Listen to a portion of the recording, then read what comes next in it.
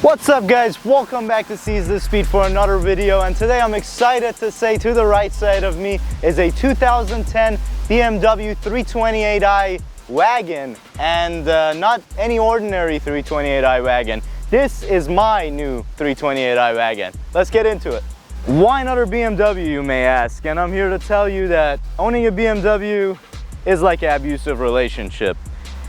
Even though they might hurt you, you still go back to them. And here we are with another e-chassis. As you guys may know, I had a F30 335i that I sold a little over a year ago, and ever since then there's been a gaping hole in my heart that is a BMW roundel shape.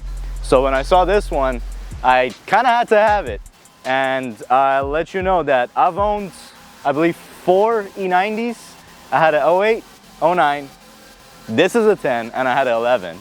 So had to match all the years, at least LCI years of E90. They've all been 328i's. I love the N52 engine. I know they're not the fastest. They're not your fancy iron block, high boost twin turbo N54s, but they're dead reliable. This particular example has 160,000 miles, and yes, it's been used like a wagon. It's had 2x4s in it. It's got a little hitch in the back. It used to tow a little kayak, so it's here. It's still in one piece. Let's go ahead and walk around. I'm going to show you some of the little nifty things about a wagon. And I need to mention, I guess, everything else I've owned always has been a E90 or the sedan version. This is my first E91 or the wagon, so I'm super pumped. I've always been looking for one of these, and when this one popped up, this is the second one I've seen in person, and I had to pick it up. Let's go. First feature that sets the wagon apart compared to the sedan or the coupe E90s is this massive dual panoramic sunroof, and probably one of the longest records of sunroof cover openings. But on top of this opening really wide and giving you all the space in here, I was shocked when I hit the tilt button on this to see that we got a double popping sunroof. I mean, that's pretty cool, especially the side profile of this thing with those two popped up. It looks pretty badass. You know, some sort of a 2010s badassery going on up here. It looks cool. All right, interior of a good old E90. There's your typical BMW bings and bongs. And honestly, it's a pretty nostalgic place for me to be. I really enjoy the minimalist approach. This is a single hump, as they like to call it. We do not have the iDrive screen or the controls here. We just have a small, kind of like a single DIN setup. No heated seats. This car has one of the lowest MSRP that I've seen on a 3 Series. I think it was about 38,000 and change. So we have manual seats in this thing. No heated seats, none of that stuff. The panorama was stock, or I guess included with every wagon. That's a wagon thing. And this particular one has seen better days. It's decently maintained, but we have a cracked windshield, of course. We have this thing that happened the other day. I had my speaker grill just kind of fall off the door, so that's fun. We have the sticky door handles, of course, and this is an E90, so no cup holders in the center. They're over here.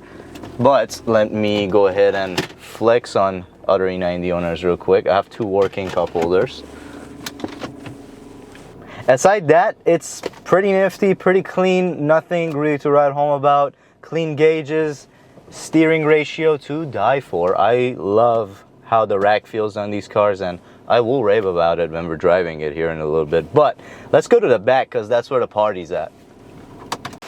Alright, so the back of the Swagon wagon, as I like to call it, the party zone. We have a broken trunk popper button, so you have to stick your hand up there and do it. But here's what you're faced with in the back of the E91, and it is a good bit of space.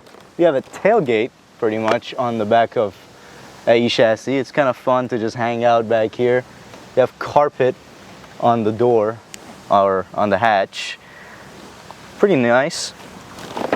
These cars actually came with a very interesting partition system that I'll show you in a bit, but this particular one, as I mentioned, has wires spliced into this taillight, because if we go down here, we have my trailer ball, and we also have trailer wiring in this thing. So I wasn't lying when I said this thing was used as a proper wagon, as apparent by also the scratches on the rear bumper from putting things in and out of it. Back to E90 wagon stuff. They usually come with a partition system that this one is missing, but I did find a decent one. I'll put the clip right here of what it needs to look like. They have a cargo net that is the coolest thing and the most useless thing in the world, as you see here. It pretty much divides this section from the front if you have maybe a dog that you don't want jumping over the seat, or if you have heavy objects and, you know, this is a sporty little car, so you might be doing some hard cornering, hard braking, and you don't want to turn that thing into a projectile smashing your head off. You would put that safety net up and it'll protect you in addition to covering your stuff. But what's even cooler is that that same deal can be used up here. When you drop your seats down, it slides into these rails right here, so then you can deploy your nets into these tiny little holes in the roof, and it'll hook up there, and now you have a cargo net up here, kind of like a little cargo van.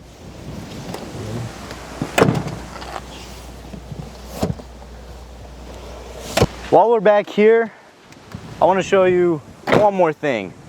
So we have the regular hatch, but I have a bunch of groceries.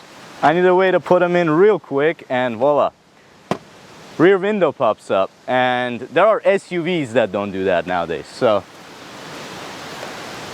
that's another party trick of the E91. So here to the front of the E91, and well, there's not a whole lot. As I mentioned, this is a base car, not AM Sport, so regular bumpers.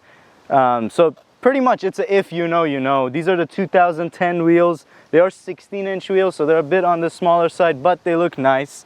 Let's go ahead and pop the hood and take one more look at the glorious N52. But if you want to see more about the engine, the car itself, a proper walk around, I did a F30 versus E90 review, and I get pretty in depth in those cars. So click the link up here and take a look. All right, excuse the dirty 160,000 mile engine bay, but here is the beast that's known as the N52. This car makes, I believe, about 220 horsepower. It is a 3-liter straight six, naturally aspirated, of course, and it is a tank of an engine. There are N52s out there with well over 200,000 miles still on the road. This particular one is a rear-wheel drive car with a 6-speed automatic, and that makes it one of 4,100 and I believe 33 in the United States with that configuration. So if you haven't seen one, that's the reason why. I believe there's about 15,000 E91s total between LCI and pre-LCI cars. There are somewhere around 350 rear-wheel drive manuals rolling around, so pretty rare cars. I particularly wanted a rear-wheel drive if I ever got a 91, and that's just because, well, I live out here in Texas, so I really don't need all-wheel drive, and the dynamics are just fun, and especially in the wet. When it's dry, it doesn't really like drifting, but in the rain, you can get this big girl loose, and it's a lot of fun. And on top of that, if you really want to know, go see how difficult it is to do any type of maintenance to the bottom end or to the oil pan on an X-Drive car, and you see why I really wanted the rear-wheel drive. Those cars are just way overcomplicated for what they are. All right, driving my 2010 BMW E91 with the glorious N52, which is kind of gutless, but it's still smooth AF, and it pulls pretty hard. For being an A engine, it's not bad at all. Mind you, this is still a 3 Series, so as far as road noise goes, it is quite loud in here, although I'm not going slow. And on top of that is an aged 3 Series, 159,608 to be exact. But with that being said, and all the stories of unreliable BMWs, this thing is tracking down the road just fine. AC is blowing cold, no lights on the dash, and I've been averaging about 22 miles to the gallon in this thing. You have to put 93 in this, but I've heard people do mid-grade and get away with it just fine, as long as you do injector cleaning and, you know, put supplements in there every once in a while to make sure there's no garbage clogging up. On top of everything else I mentioned, the tensioner pulley on this thing's a little bit on the way out, so that needs to happen. The wheel does a little shimmy when you do hard brakes, so I believe front rotors are in the horizon for this car.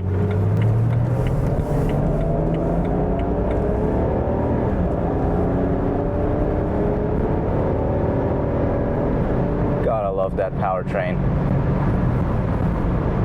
It's just super smooth.